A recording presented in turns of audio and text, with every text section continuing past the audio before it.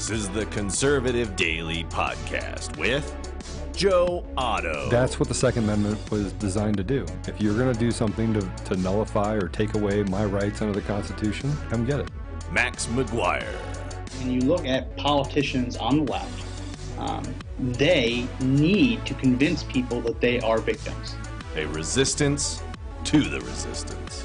And now your hosts, Joe Otto and Max McGuire. And welcome back to another edition of the Conservative Daily Podcast. Lots to talk about today, so we're going to jump right into it. Joe, I don't know if you've seen what's going on in Atlanta, but on Friday, a police officer shot and killed an African-American man who was, they were attempting to arrest him for DUI. He actually passed out drunk in a Wendy's drive-thru. So they basically responded to the scene, gave him a breathalyzer, found out he was drunk, attempted to arrest him for DUI. He fought back, took it to the ground, attacked them, stole their taser, ran away, fired the taser over his shoulder at the officer, and then they responded with deadly force. And instead of actually examining it and seeing what would happen before the footage was even released, the mayor had ordered the police officer to be fired, the police chief had resigned, and now that we're looking at this, it's a tragic loss of life. Any loss of life is tragic, but this definitionally was a justified shooting. Yeah, they did all that, Max. They did all of that before any of the videos came out. Right, they even burned the Wendy's down before any of the videos came out. So they just basically said, hey, this is unjustifiable. They shouldn't have done it. Right? I mean, again, armchair quarterback, sit on the outside. Police chief says, forget it, I'm done. Mayor comes out, condemns it, wants him fired. He gets fired. No due process. The same thing that they're saying that everyone should be given is due process. They don't want to give anybody due process. It's a backwards. It's backwards. What was actually stunning to me, and we're going to play the clip of the surveillance footage showing the actual shooting in a second. What struck me was how the mainstream media tried to make it out to be that he was unarmed. CNN called him an unarmed black man. Fox News called him an unarmed black man. We're going to play that in a second. MSNBC said he was shot for sleeping in his car. A complete lie. Let's play this clip. Let's go to cut one. This is Fox News describing him. This is from today. Fox News describing him as an unarmed black man. Let's go to it. Cut one. We begin with this Fox News alert. Authorities in Atlanta, Georgia say charges could come within 48 hours for the officer involved in the shooting death of an unarmed black man Friday night. That incident sparked new demonstrations, including at the Wendy's restaurant where it all happened, which was set on fire Saturday night. Police were trying to arrest 27-year-old Rashad Brooks for DUI Friday when a struggle ensued. He grabbed an officer's taser, and that led to a foot chase. An officer then shot Brooks twice in the back. That officer has been fired. The other police officer involved reassigned after Atlanta's police chief stepped down. The district attorney says the incident began without problems. Watch. So, three problems with that reporting from Fox. Three problems. One, he was not an unarmed black man. He was holding a taser, which a taser is not non-lethal. It's called less than lethal.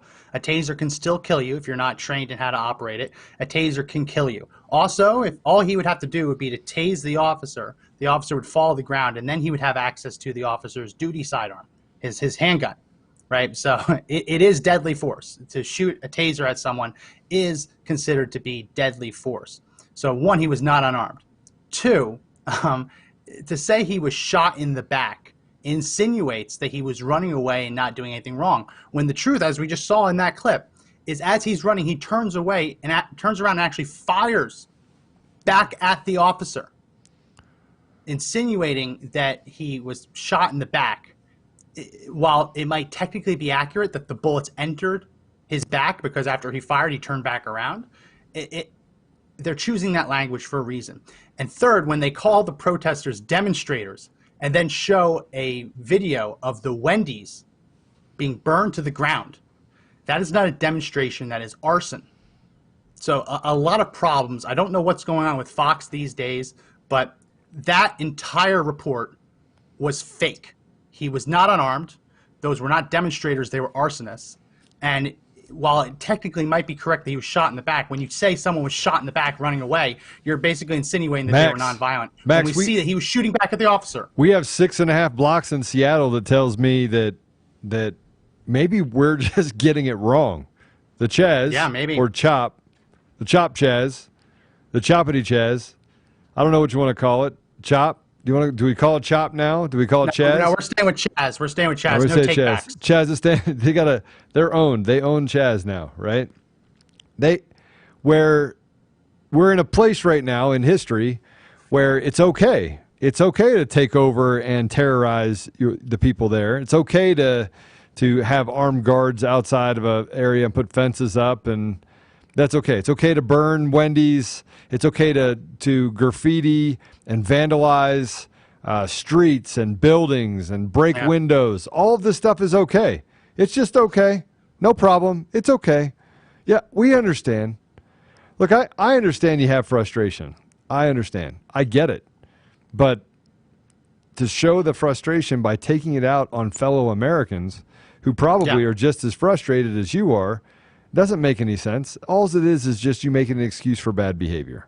That's it. Well, they took it out on the Wendy's because Rayshard Brooks, which is the man's name, he didn't fall asleep in his car. He passed out drunk in a drive-thru. The Wendy's called the police and said, hey, there's a guy passed out in our drive-thru. Can you come check this out? A completely legitimate 911 call. Right. Completely legitimate. If you pass out drunk in a drive-thru, in the drive-thru, you are going to no. In a drive-thru. No, they said he was parked in a parking spot, which he wasn't. He was in the drive-thru. He was blocking the drive-thru. He was blocking the drive-thru. Passed out. Passed out. If that happens, you are going to have a police interaction, and when you fail the breathalyzer test, you will be arrested because there is no way for you to argue that you're that drunk and you have only been drinking when the car was not in motion, right? It's very hard to make that argument. Do you know what the sad part about this is? The sad part about it says that all he had to do was not resist arrest, and he'd be completely fine. The sad part is that even by putting the narrative out there, this delegitimizes legitimate complaints that happen. It creates doubt. So when people start seeing it and going, oh my gosh. Yesterday I was talking to a police officer in a place called Aurora. We were actually downtown Denver, and it was the most chance encounter ever, Max. It was unbelievable. I'm walking one way around the Capitol. He's walking the other way. We come to the edge of the curb, and he goes, hey, what's going on? I was like, hey, how are you doing? I was like, hey, these are strange times. He goes, yep, sure are. And for the next block we walked across, we just started talking. Now, he was a black gentleman. He works as a chaplain in Aurora. He is, after about, I don't know, 100 paces, I turned to him and just started having a conversation with him. That conversation went on for 2 hours. 2 hours. Yeah. And I had to ask him, I said, hey, talk to me about what happened in Atlanta. And he goes, look, out of everything that I've seen, that was the most justified shooting. And what they did was they should have done, right? Anytime that you fire a weapon at a police officer, right, you know that the police officer has a gun, number one. You're running away from him. You turn back and you try to harm the police officer. Again, the police officer it could have actually hit the police officer. He could have actually fallen over. Now his duty weapon's there, and that guy could have executed him, right? Or it could have killed him, it could have actually killed him. There's a case in Austin, Texas, where a police officer is now being investigated and he's about to be indicted. He may have already been indicted for killing a suspect with a taser.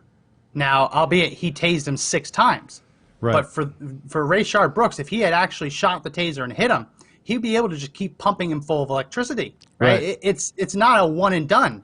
It's absolutely a threat of deadly force. And as you see the video, now here's the other thing that nobody understands. They think that they got to torch the Wendy's and that there's no repercussions at all. The police are at least smart enough to know that, all right, you're going to cause the damage. We're going to wait for it. We have video. Like we know who you are. And since we know who you are, we'll come pick you up later. So there's actually a post out there. I don't know if you saw it, but there's this Antifa post from one of these Antifa guys. And there was 100 people at a protest that were arrested. And they're facing 2 decades in prison, right? For terrorism, arson, vandalism. I mean, a whole number of crimes, assault. And they're crying on Twitter about the fact that nobody's coming to save them, and this isn't right. Why are we getting arrested for arson? It was a protest, right? Did you see the post of the person in Chaz who had all of her stuff stolen? We put it on Conservative Daily on our Facebook page yesterday. She had $400 stolen from her tent. She lost her MacBook. All of her property was stolen, and she's like asking for help. Well, if you wanted help, if you wanted law enforcement, maybe you shouldn't have. Did she call the chased police? all the police. No, I just want to know if she called the police. She called the council. She called like the they have some council set up to deal with disagreements where they'll be judge and jury inside the chats. No, when I saw this video, the minute I saw the reports that police officers, and this was what the mainstream media was saying, that police officers shot a black man for sleeping in his car, I knew it was a lie. Right? That is just too far out there. But CNN ran with that. That was actually their thing. That's what they said. Black man shot in car. Too. I know in the environment we're living in, no police officer in their right mind would walk up to a black man sleeping in his car and just kill him. That just doesn't happen. People might think that happens, but it doesn't happen. But that's the narrative that they spread, and it was a lie. So that Wendy's wasn't burned down because he fired a taser at an officer and the officer defended himself. That Wendy's was burned down because people believed he was shot for sleeping in his car. Let's go to this. This is cut 2. This is Stacey Abrams, one of the vice presidential hopefuls, hopefully wanting to be on Joe Biden's ticket. This is her literally accusing police of shooting Brooks for sleeping in his car. Let's go to cut 2. Activists are necessarily calling into question what's actually being done. And what I would say is that there's a legitimacy to this anger. There's a legitimacy to this outrage. A man was murdered because he was asleep in a drive-through. And we know that this is not an isolated occurrence. He was asleep. We also know that a man taking a taser from a police officer in Pennsylvania resulted in his arrest. But because this person was black, it resulted in his death. No, it resulted in his death because he didn't just take a taser. He turned around and fired it at the officer. Let's play this. It's the actual surveillance footage. This is a little graphic because it does show him being shot.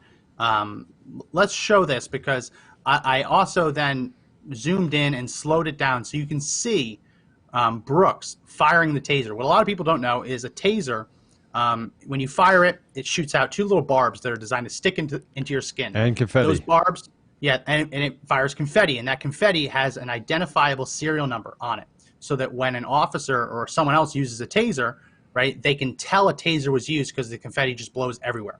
So when you fire a taser, you can see it, actually all that confetti shooting out. I want you to watch this clip. It's full speed first, then it's slow down, and then it's zoomed in. Watch as Brooks runs past the red car, and watch as he turns around and points the taser at the officer and fires it. Look for the little puff of confetti coming out the end. Let's go to cut 3.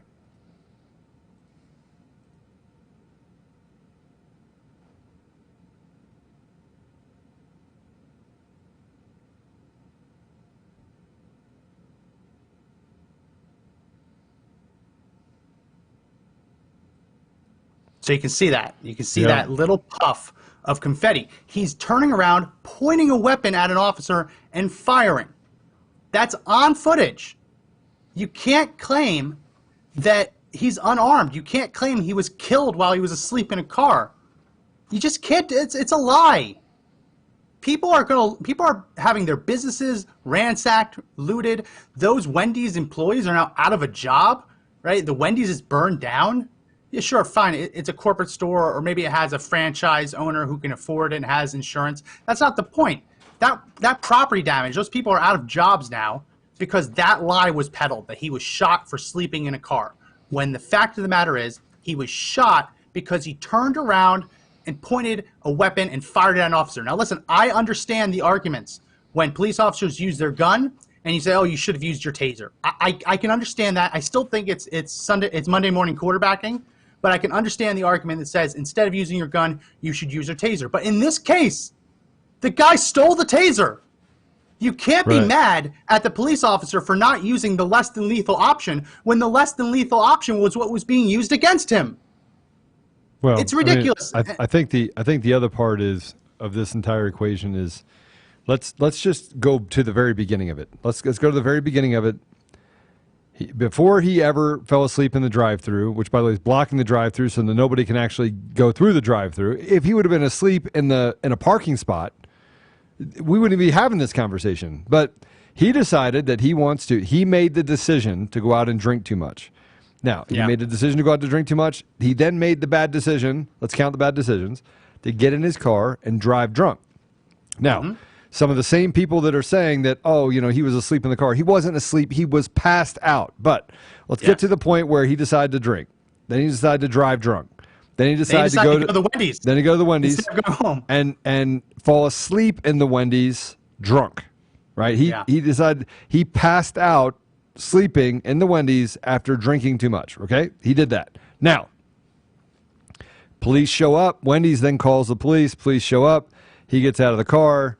Right? They do a breathalyzer. He failed the breathalyzer. So you failed it. Now, what happened from there is he said, hey, look, we're going to place you under arrest. He said, I don't want to be arrested. So now it's subject. Now you break the law, and there's no consequences anymore. Which, by the way, there's no consequences for our leadership. So I guess he doesn't need consequences either. So he resisted arrest. And he assaulted the officers. Right. Then he assaulted the officers. So again, we're up to 6 things, right, Josh? 6 things he did wrong. 6 things that he did that caused that basically escalated everything. And we're not finished yet. All right. So then he assaults a police officer. Then he steals the taser. So that's number 7, right? Then he flees the scene of the crime. He fires the taser at the police. Before that, he brandishes the taser by pointing it at the officer. Well, let's just go straight to shoot it. That's another crime, right? The officer would have been justified in using deadly force simply because he brandished the weapon at the officer. He didn't have to pull the trigger for the officer to be justified in returning fire. He brandished the weapon, and then he fired it. So that's what, 10? That's 10. We have 10 different opportunities that he had, right, to change course, to reverse course. 10. If he had changed 10. Course in any one of them, he would still be alive. Now, he'd be in jail, right? Yeah. He'd be in jail, but he'd be alive. See, I actually think, Max, that we should probably have the conversation about this. Kids today, adults today, who play video games, and you go to, what's that game called? The one where you shoot everyone. What's a shooting game? Grand Theft Auto? Grand Theft Auto. What's the other one? The Call of Duty, right? Okay. Where 15 seconds later, you get to spawn and you're reborn. Oh, yeah. Right? Yeah. I truly believe that people out there don't recognize that you when you die, you're dead. You're not dead. I think people know that. I think people know that. I think they assume that they can throw a punch at an officer without being knocked out cold, that they can shoot at an officer without taking a bullet back. I don't think that he was doing this because he thought it was a video game. Well, no, I do think that people are conditioned to think that they can use force without having to pay consequences. And I think that's what it comes down to, right? And maybe I'm just making the stretch to video games, but these what would you have to be thinking, right, to shoot a taser at a police officer that has a gun? What would you have to be thinking? I mean, I'm just trying to figure out. He thought he was going to get away. He thought he was going to get away. He's going to get away. He thinks he's going to. He thinks he's going to. The cops are just going to roll over and say, "You know what? I think you should just." After they've already gotten his name, after they already know where he lives, they already have a photograph up close from their body cams. They had all of his information. The idea that he thinks he's going to get away, even if he got away, the police would just be waiting at his home to throw him in jail. But if none of this makes sense. If he would have never fired that taser, he'd still be alive. Yes, 100%. Unless he ran out into traffic. And by the way, police wouldn't have killed him. Here's a split-second decision that has to be made. Split second. First of all, a police officer is trained. Most police officers don't just do the standardized 2 hours a month, right? 12 hours of continual education. They spend a lot of time at the range. They make sure that they're well prepared, especially today. You know, I don't know how many times I've gone to the shooting range and I've seen police officers side by side on either side of me, right? When you turn something and you shoot something at a police officer and that police officer has a gun, all he's thinking at that point is life, right? I got to protect my life. I got to protect my life. So everyone in this situation, and I've seen people go through this where they've questioned police and everything else, and then you put them through the simulation training. Simulator, And they're like, wow, I did not realize how fast those things happen, right? And they happen fast. They happen really fast. And that's why I completely disagree with this armchair quarterbacking, this Monday morning quarterbacking, saying, well, he should have recognized that it was only a taser. Honestly, if I'm running down the street, I even if I knew he stole my taser, if I see someone turning around and pointing a weapon at me, and you see the flash, it's instinctual. And you see the flash, it's instinctual. I'm sorry. Even the act of, even if you see him holding it, right? Seeing him holding it, the act of seeing his head turn towards you is justifiable in the use of deadly force. He has a weapon and he's turning back towards you. He doesn't even have to pick it up and point it at you for you to be able to make the argument that you're afraid your life is in danger, which is all this cop had to do, which is why it's insane that he was fired. He was fired. The DA is now saying, we'll know midweek what charges he'll face. Yeah, for defending himself? He can't face any charges. And this is where people who support the police, right, and there are a lot of them, and let's just call it what it is, right? Let's call it what it is.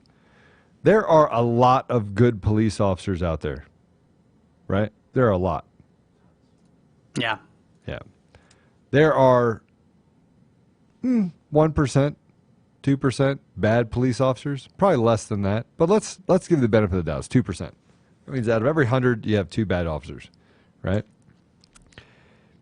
You want to criticize and ridicule and burn at the stake people who put their life on the line every single day. They put their life on the line. You can say whatever you want. They put their life on the line, right? You want to ridicule and criticize them to the point where you're saying, you know, FTP, which we all know what that means, right? Or kill 12. Or kill 12. Or F12, yeah. Yeah.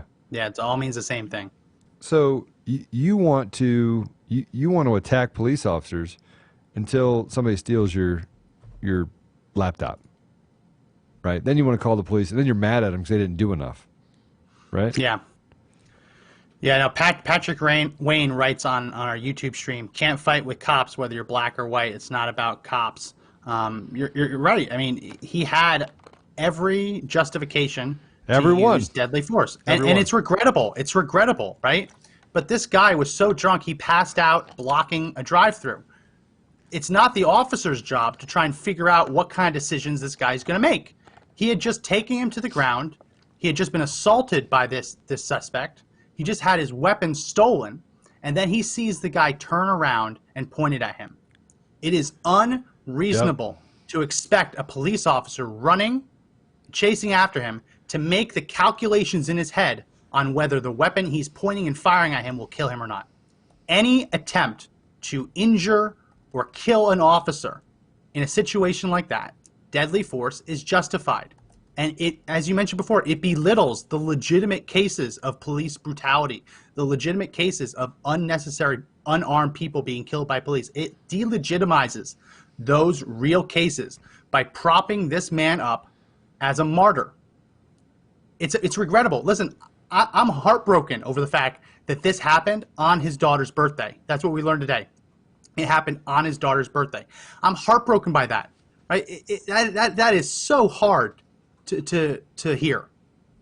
But if this was my son's birthday, every single part of that interaction, I'd be saying, I need to get home to my family. Right. I need to get home to my family. At no point would I say, you know what? This is the best thing for me to do.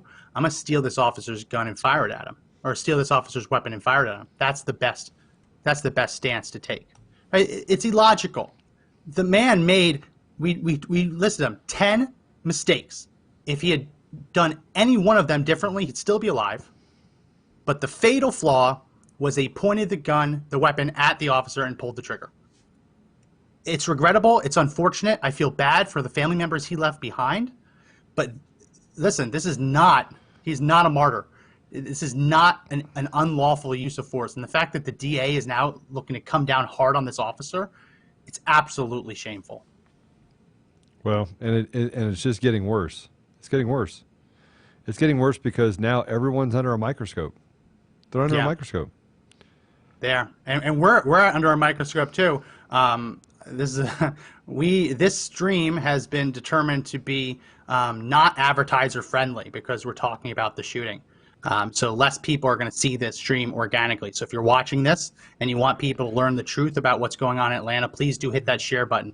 Please do like the video and please do leave a comment. So you're saying Facebook has determined that we're not going to be able to share this. They did say that.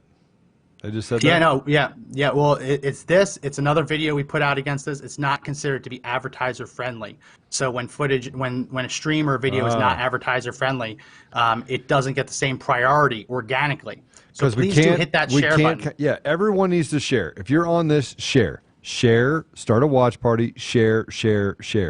Here's the thing. If we don't share, if we don't get the message out there, people don't hear the truth, all they're going to hear is CNN. All they're going to hear is that this unarmed, which he wasn't. Yeah. Yeah. He was not unarmed. Black man sleeping in his was car, killed with sleeping in his car, which he wasn't sleeping. He was passed out, and it was in a drive-through. And he failed the sobriety test. He was killed after he was dragged out of the car, right? Those are two separate police interactions. Yeah. Completely.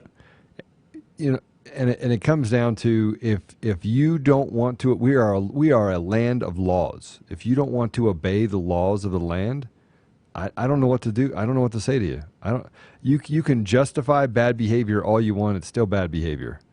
And I almost feel like we're just headed down a path where, you know, we want to kumbaya and that we can all take care of each other. And what's being proven is that people that have bad intentions are going to do bad things. Right? And this police officer was only trying to do the thing that he was trying to get home to his family. That's all he's trying to do. He's trying to get home to his family. And he was doing what he was trained to do. And if anybody watches the video beforehand, if you were to watch the video and how the police officer was ridiculously respectful, right? And tried to de-escalate the situation and was calm and just trying to talk this through with this guy to say, listen, I don't really want to arrest you anyway, but I have to. This is what has to happen, right? It's just it blows my mind. It blows my mind that we're even having a conversation about it now. All the people that worked at Wendy's don't have a job, right? Whoever owns the building is out of building. Now the people everything about this just screams you don't have to be accountable. You don't have to be accountable. Yeah, and I don't know the specific area, the neighborhood. But a lot of times, like Wendy's, restaurants like that are the only really affordable food that's available in a neighborhood, in an inner city neighborhood. And we've talked about this on the show before, the food deserts, the idea that people in inner cities, predominantly minorities, don't have access to healthy foods. A lot of cases, they don't have access to any foods, and they have to travel. And if they do, it's a Wendy's. Burning down this Wendy's not only put the employees out of a job, didn't only hurt the owners and the franchise holders, right? It also hurt the community that relied on that Wendy's. I mean, the 4 for $4 deal for an affordable lunch during their lunch hours, right? It has rippling effects. And to see that this was burned down, all these protests are happening because of a lie, because of this false claim that he was shot and killed for sleeping in his car. Right. It's absolutely disgusting. Now, we're going to keep talking about this, but before we do, I have to mention that today's podcast is brought to us by the Conservative Daily Store. And we just have this up. These are our Invade Chaz t-shirts. Definitely go check it out. The link is in the description. Invade Chaz. Take back Chaz before it's too late. Go into the description. Definitely check out. It really helps the channel, right? As we mentioned, this video is being not demonetized, but we're not reaching as many people because it's not advertiser friendly, because we're talking about that. So definitely check out our store. Definitely check out our Invade Chaz. We have other t-shirts up there. The link is in the description. Check it out, and if you like it, buy a shirt. Help support the channel. Help as we grow. So that's the little product placement. Are we gonna get in Back trouble to- for having a No. tank on it? No, Are we gonna get in maybe. trouble? Maybe. The Snowflakeville going to get upset Yeah. because we have a tank on it. Yeah, well, It's the supposed good- to be funny. See, it's Yeah. funny. It's actually true. Like, I think that they should throw all the Chazesteins out, right? But Chazesteins. Chazesteins. That sounds like they're biblical Chazanistas. people. Yeah, Chazanistas. Okay, maybe we can call them St. Paul's first letter to the Chazesteins. Yes, yes. I can't get over it. They didn't like their name Chaz because people were making fun of them, calls it Chazistan. So then they're like, we're going to call it Chop. Chop. So now you're the Chopinians. Well, and what's that? The Capitol Hill occupied protest or whatever? I don't know. I don't know. It's no better. And listen, you can't change the name. We've already made the T-shirts. No take backs. Yeah, no take backs. You cannot be Chop. No. There is no Chop. You're forever Chaz. Listen, I see this. I see this as endemic of a larger problem. These officers did everything by the book. They did everything the way that they were trained to do. We saw the George Floyd footage. It was horrible. He didn't deserve to have happened to him. He didn't deserve to be killed in the street. But on further review, the Minneapolis Police Department actually authorized officers to kneel on suspects' necks, not for that long, but to kneel on a suspect's neck in order to be able to control them, especially if they're outnumbered or if the suspect is large, right? That was an approved method. He shouldn't have done it for that long. Obviously, he killed the man, but kneeling on someone's neck was an approved tactic. I look at these cities, and I was researching, and I think that Atlanta hasn't had a Republican mayor in over 100 years, or going on 100 years. All of these cities have Democrat mayors, Democrat councils, Democrat police chiefs, Democrat district attorneys. Down the line, everyone in a position of power is a Democrat. And in most cases, they also have to either be black or minority, from the minority community. These people had the power to change their police rules of engagement, right? They had the power to put these police officers through different training and different rules. They didn't.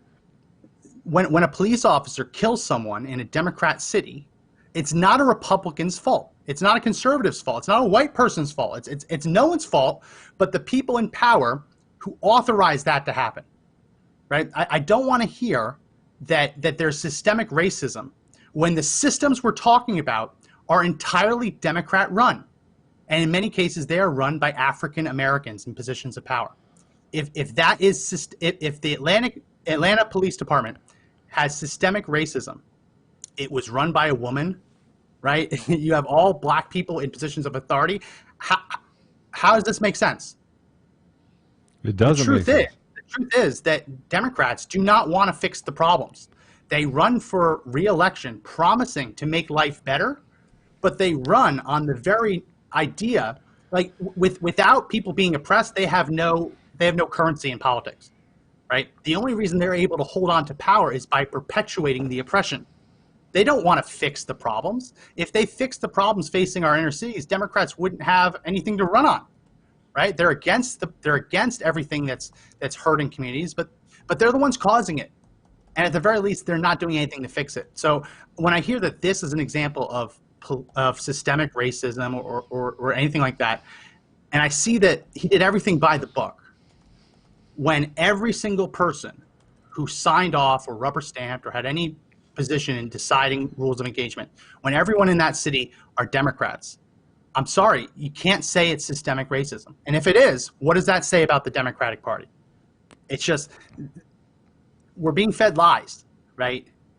I don't believe, and we've talked about it, we don't have to get into it, I don't believe in systemic racism, but if we do have systems that are racist, what does it say about the Democrat Party when we find that Democrats are running all of those systems? Well, it doesn't say anything because they make excuses for it. Oh, yeah, so Republicans are holding us back. Really? I don't see any. Wait a minute. Hold on. I might have... Wait, there was one. Oh, no. False alarm. False alarm. That was a Bernie sticker. Yeah, no. In Seattle, the police chief was a black woman. Is she oppressing minorities? Well, in Seattle, she's actually saying that they should have their own little area. She's actually drinking the Kool-Aid. I have no idea how you placate a bunch of little punks. No idea. How do you do it? How do you do it, Max? How do we even justify what we're doing by treating them as if, oh, we just want to support you. We want to support the fact that you're, destroying the property, destroying your community. We don't want to talk about that. You want to turn it into a war zone. So last night they had this pseudo protest in Denver, right? Mm-hmm. And there was, I don't know, probably 50 or 60 people that showed up, and or that, if that. So the bad actors didn't have any cover, right? So the bad actors were there. They came in from all over, so they didn't have any cover. And would you be surprised? This is a good one. How surprised would you be if I told you that there were pallets of bricks that were actually removed yesterday? Oh, I completely believe it. How many that's their pallets? MO. How many pallets? Probably a couple. I don't know. That's the MO. It's far too easy to drop off bricks. Would you be surprised if I said it was 41 pallets? That's I would be surprised. That's a lot of bricks. That's a lot of bricks. A lot of bricks. Bags of bricks. There are areas of of Denver. There are areas of Denver that do have a lot of brickwork, but that's a lot of bricks. That's a lot of bricks to show up in a parking lot, in a parking parking lot that is, a parking garage parking lot. That's a lot. That's a lot. What a pallet of brick? I was looking at this. If you're looking at like paver bricks, I was looking at it was like $300, $400 per pallet. Yeah, I thought I'd just take those 41 to my house. I could probably build a really good patio with it, right? Hey, that's upwards of $18,000. That's a lot of money. That's incredible. Right. Well, that's not even. I have to tell you something else. When I was down there, and I was talking to that police officer, and the guy came up in the car that was from Minnesota. The Antifa guys got out. They got out, and they had walkie-talkies. They are well organized, and there's probably 200-300 tents across the street from the Capitol.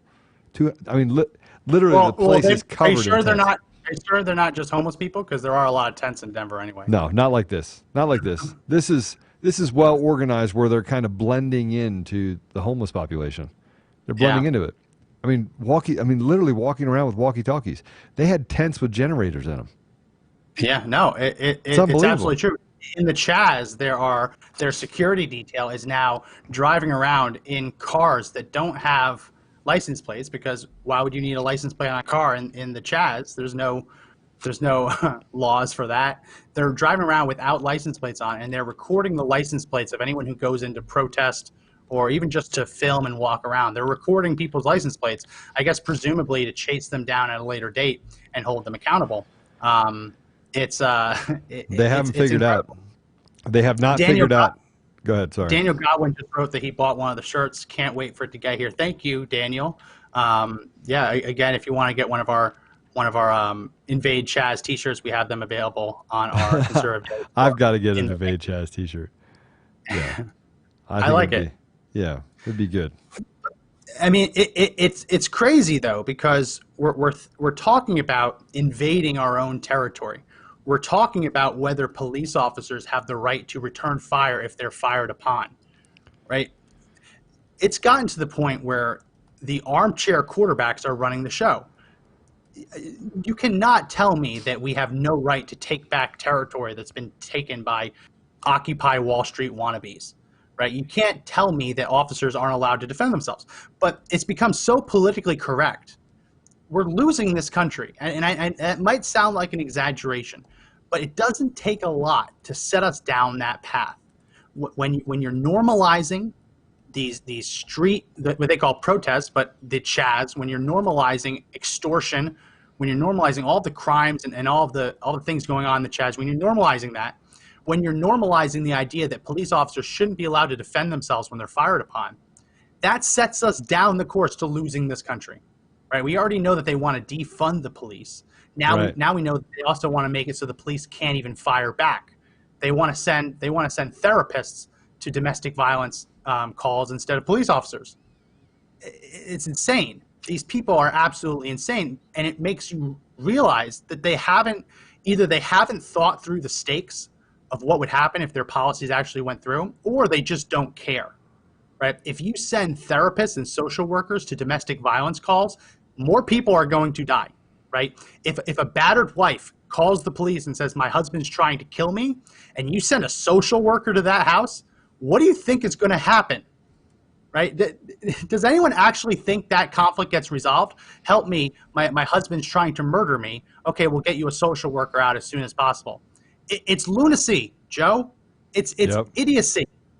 But that's what they're talking about. They're talking about replacing police officers with social workers and therapists and psychiatrists. Because that works when someone's trying to rape someone. That works. I or rob a understand bank.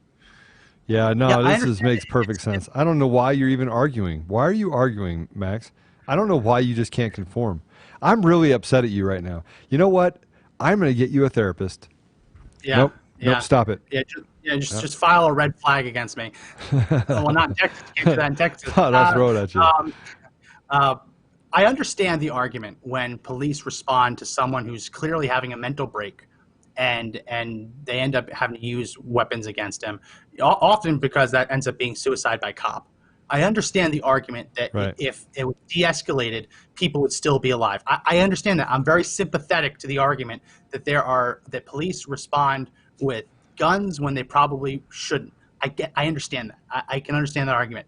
But the idea that we should be sending cops into we should be sending social workers instead of cops, psychiatrists instead of cops, therapists instead of cops.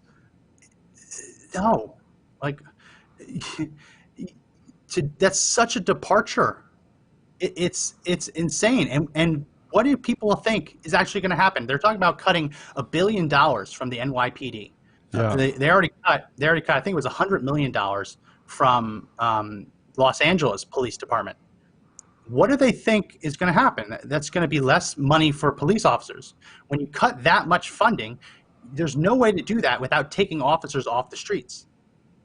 And to think that you're going to be able, you might be able to save a little bit of money with therapists and social workers, but there's no way to do that without society as a whole suffering. There's no way to do that without complete chaos, increases in crimes. Listen, the cities that have tried this have reported increases in violent crime. Look at the Chaz. Violent crime is up 300%. I don't get it. But you can't really go after these people with logic. You can't go after these people because they're so warped, they're so twisted. They don't want to have a debate. To them, the debate's already settled. If you disagree with them, you're a racist.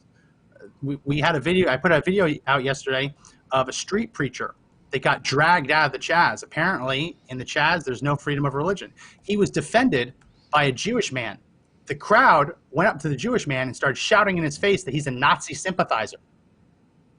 How stupid do you get when you're calling a Jewish man a Nazi sympathizer for saying, hey, maybe you don't drag the street preacher out of... They call themselves the anti-fascist, and they're the fascists. It is like Dumb and Dumber. It is as stupid as that is. That's what we're dealing with. Some of the dumbest people on the planet. I watched a live stream in Denver of these 50 people last night. Max, I wanted to look away, but it was like a train crashing in slow motion. Yeah. I don't doubt it. What's the mall, the street mall in Denver, the something street mall? 16th Street Mall. Yeah, 16th Street Mall. I was there one time a couple of years ago, and I got chased by a homeless man with a stick. And that was at normal times, right? I can only imagine what's going on in downtown Denver where these same people are now being encouraged to step up their game. The city we live in had 15 people protest. And it's funny, you watch driving by the protest, it's all people in their Air Force uniforms because we live near an Air Force base. You see just soldiers and airmen going by, and these 15 people are just holding up their signs. No one in my city cares. Just outside of San Antonio, no one cares, right? It's the worst place to do it. Denver, they have support from the mayor, from the governor, from the city council. Which blows my mind. Where is the? This just shows you where is the just semblance of logic? Just a little bit. Just hold people accountable. Tell people not to have bad behavior. The kids today that are growing up, which by the way, all of this happened, this generation of misfits, I think it all happened with this group of people that think that they are entitled to everything because of Common Core math. Well, let's just show you the most. Let's just show you the most illogical way to get to 2 + 2 = 4, or 4 times 6 = 24. Right? Let's just show you the most illogical way to get there, and over time, we'll just actually show them that this is Willy Wonka land. That what's right is wrong, what's wrong is right, what's upside down is right side up. I actually think that's where we're at. We're at the point where they've created such chaos with this garbage, Common Core and everything else, that these guys, I feel, bless their heart, I feel like maybe they just don't know better. Ain't nobody taught them better. Daniel writes in communist core math. It's almost like these people did the equation to find out how much society owes them and are outraged that the answer is $0 and think that it must clearly be wrong because society must owe them something. I want to recount. Jeanette Solomon wrote in that there's a reason they always send 2 officers to domestic violence calls, because they often become violent. It's absolutely true. When you get a domestic violence call, that is an active violent crime in progress. And you always send 2 officers whenever you're responding to a violent crime. Right. It's communist core math. This might just be one giant rounding error that they think they're owed more than 0, and there must be a mistake somewhere in their math. And do it again. Listen, it's obvious that we have a lot of problems in this country. We're not perfect. We're still the best country on earth for anyone of any race to live in. If we weren't, we wouldn't have 1 million people entering the country as immigrants every year. If this country was systemically racist, was killing minorities all across the country every single day, you wouldn't have 1 million people, predominantly black and brown, coming into this country every year. Right? You wouldn't have people streaming across the border illegally to live here if it was true that the minute they got here, they were going to be just gunned down. Right? It's just factually inaccurate that this is happening in the country. But we're also not perfect, and we can fix things. And when we find things wrong in our country, we should fix them. But when you're propping up shootings like what we saw in Atlanta, and you're saying that he was shot for sleeping in a car when he was shot because he turned around and pointed a stolen taser at an officer, it belittles all of that. And that's kind of the problem in all of this. When we watched George Floyd, that video, everyone, conservative, Democrat, right, left, we were all on board. That's horrible. Hold those people responsible. And then you know what happened the next night? They burned down the auto zone in their community. Right, 100%. And Democrats saying, yeah. And conservatives looked and said, wait, what? I didn't sign up for this. I signed up to hold that officer and the 3 standing by and letting it happen. I hope I got to hold them accountable. Yeah, but I didn't sign up to burn down the auto zone. Yeah, but it's just gone downhill. They keep holding. So here's the thing. There's a hijacking that's occurring, right? And it's occurring by people who don't want to see any progress. And I wish I could get that I wish I could get that across to the people that think that this is actually helping, right? This long list of things that they've actually achieved by protesting, right?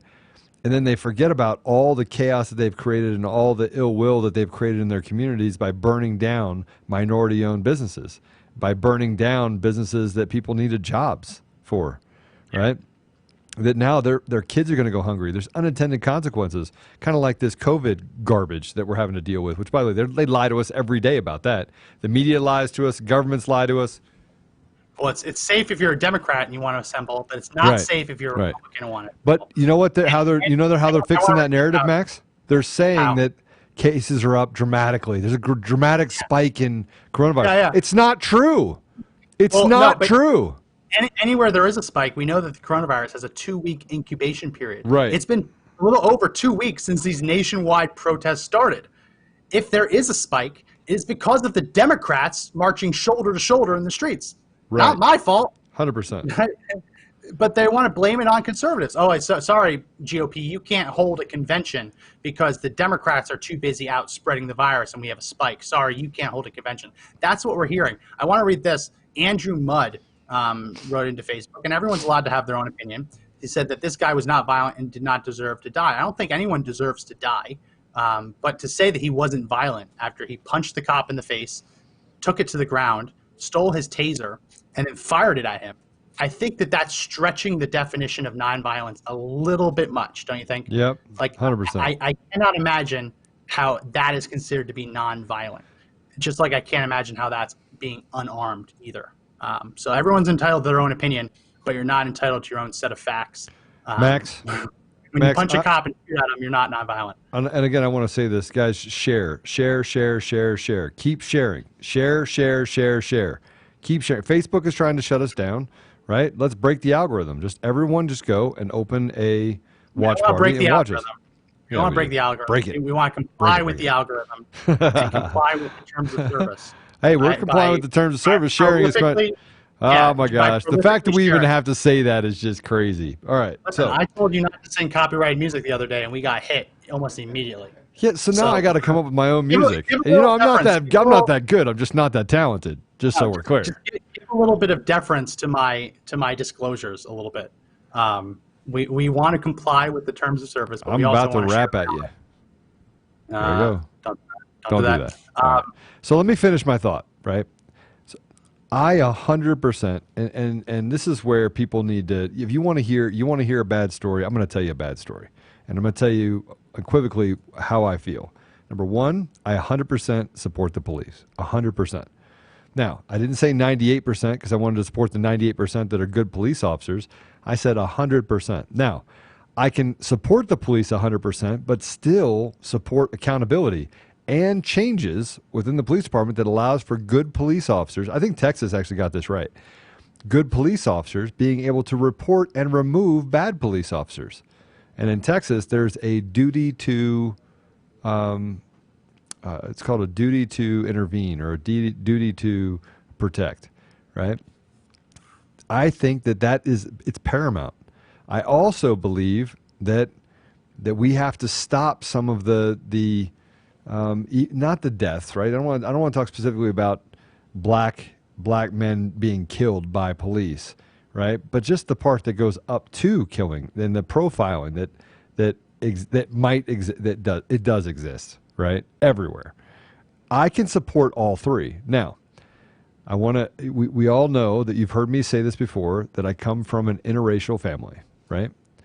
Now, on top of coming from an interracial family, my brother 3 years ago was murdered by a police officer. Well, he was killed. He was killed during a pursuit.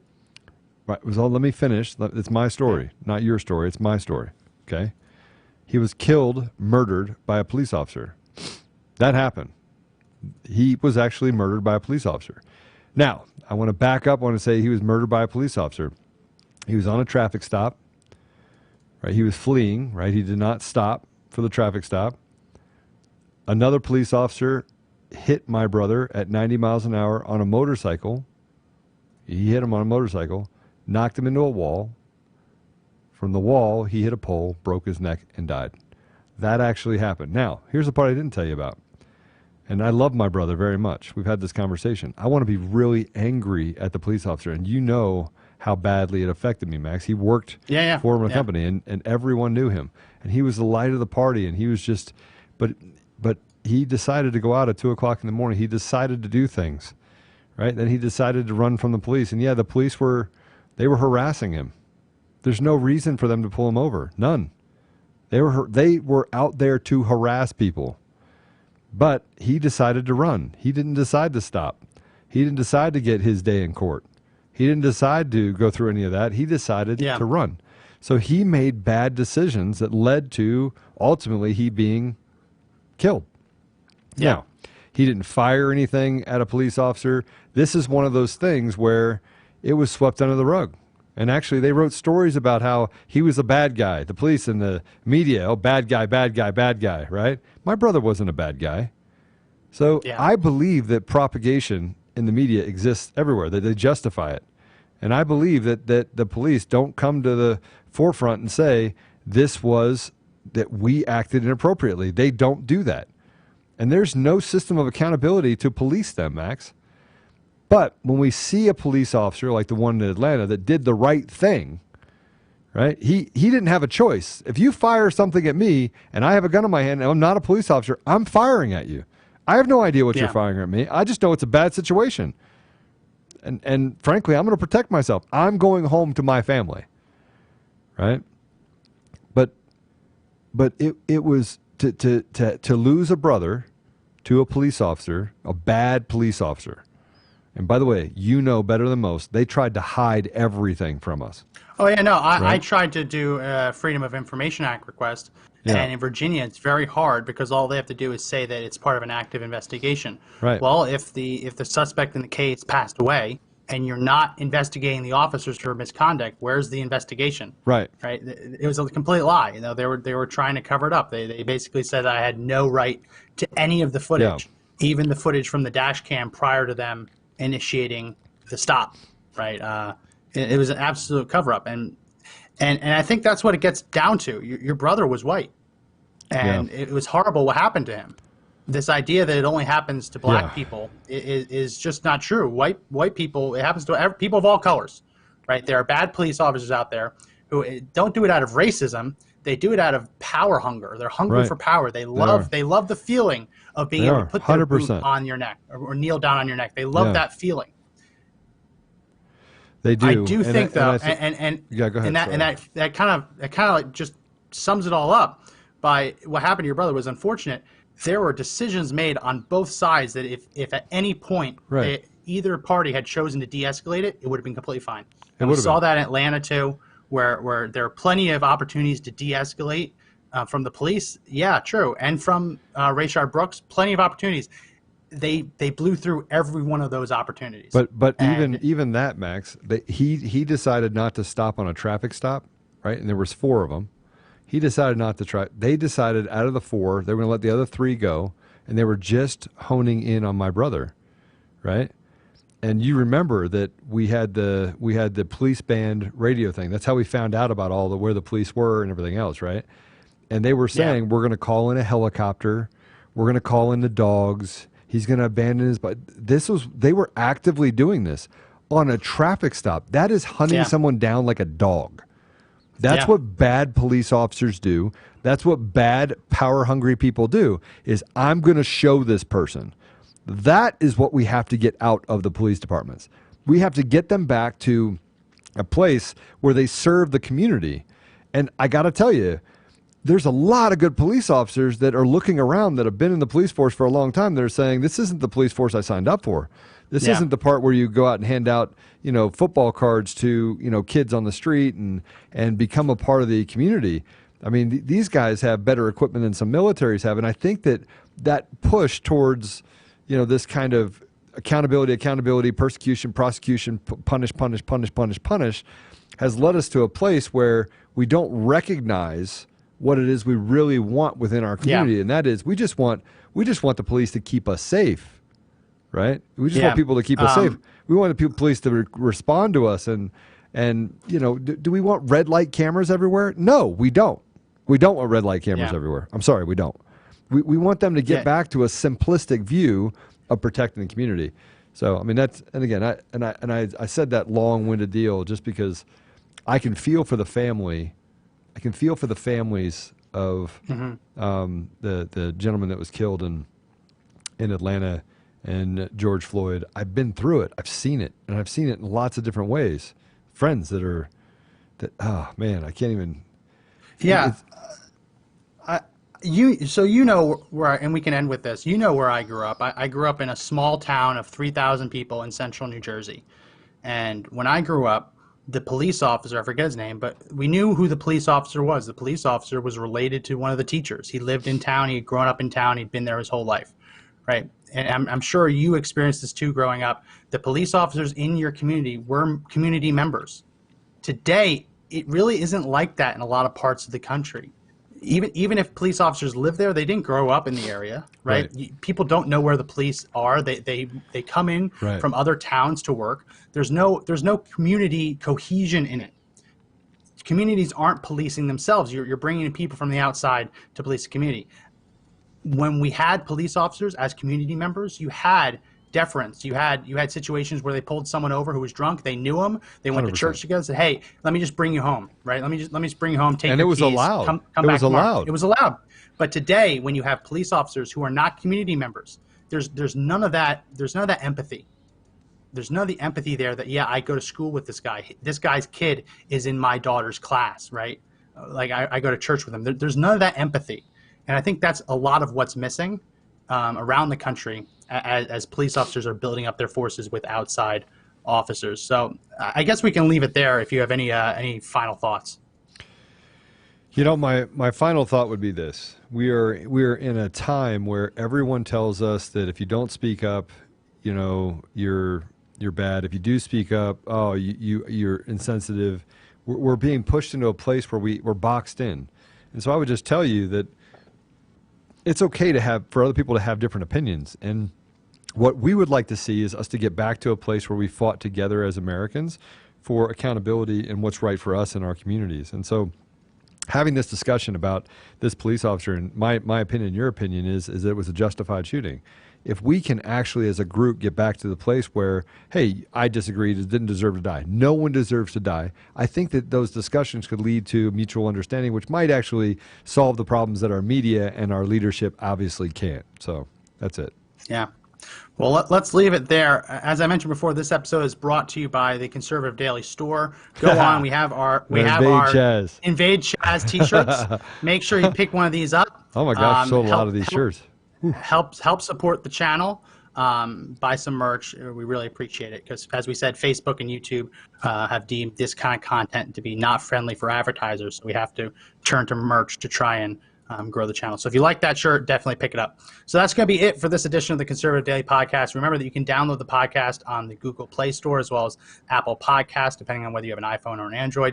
You can also find us on the Podbean app as well as conservative-daily.com/podcast. We live stream on our Facebook page, facebook.com/conservative daily, all one word, and as well as on our YouTube page. So definitely check us out there if you want to watch the videos that we play instead of just listening to the audio. So again, my name is Max McGuire. And this is Joe Otto. And yeah, as we said, we're here tomorrow. We're here through the end of the week. Definitely tune in. Tomorrow's a big one, though. It's going to be 2 hours tomorrow. We're here for a long time tomorrow. We want some callers tomorrow, too. Yeah, and definitely call in. You can leave messages, 888-441-1121. So again, my name is Max McGuire. And this is Joe Otto. That was a little soft, but fine. And again, remember that the fight to take back our country clearly isn't over, but the only way we win is if we all stand and fight together.